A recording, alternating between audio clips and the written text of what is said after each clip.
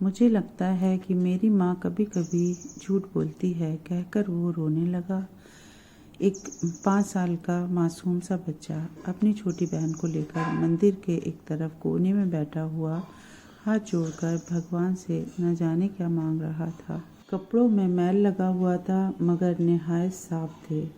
उसके नन्हे नन्हे से गाल आंसुओं से भीग चुके थे। बहुत लोग उनकी तरफ आकर्षित थे और वह बिल्कुल अनजान अपने भगवान से बातों में लगा हुआ था। जैसे ही वह उठा, एक अजनबी ने उसका नन्हा सा हाथ पकड़ा और पूछा, क्या मांगा भगवान से? उसने कहा, मेरे पापा मर गए हैं, उनके लिए स्वर्ग। मेरी माँ रोती रहती है, उसके लिए सब्र। मेरी बहन माँ से कपड़े सामान मांगती है, उसके लिए पैसे। तुम स्कूल जाते हो? अजनबी का सवाल स्वाभाविक सा था। हाँ जाता हूँ, उसने कहा। किस क्लास में पढ़ते हो? अजनबी ने पूछा। नहीं अंकल, मैं पढ़ने नहीं जाता।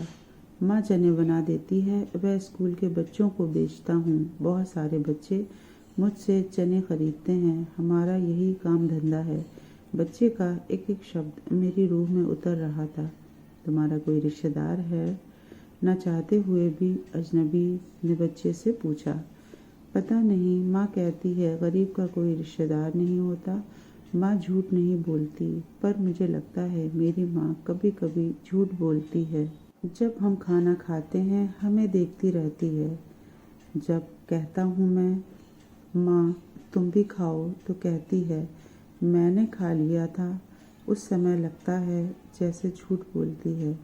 बेटा, अगर तुम्हारे घर का खर्चा मिल जाए तो पढ़ाई करोगे? बिल्कुल नहीं, पढ़ाई करने वाले गरीबों से नफरत करते हैं। अंकल, हमें किसी पढ़े हुए ने कभी नहीं पूछा। पास से गुजर जाते हैं। अजनबी हैरान भी था और शर्मिंदा भी। क्या करें जब मुसीबत में हमारे पास कोई रास्ता ना रहे? फिर उसने कहा, हर दिन इस मंदिर में आता हूँ।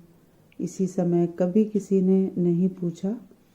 यहाँ सब आने वाले मेरे पिताजी को जानते थे, मगर हमें कोई नहीं जानता। बच्चा ज़ोर ज़ोर से रोने लगा। अंकल, जब बाप मर जाता है तो सब अजनबी क्यों हो जाते हैं? मेरे पास इसका कोई जवाब नहीं था।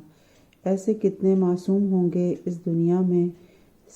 हमें इस कहानी से ये शिक्षा या सीख मिलती है, बस एक कोशिश कीजिए और अपने आसपास ऐसे ज़रूरतमंद यतीमों, बेसहाराओं को ढूंढिए और उनकी मदद कीजिए।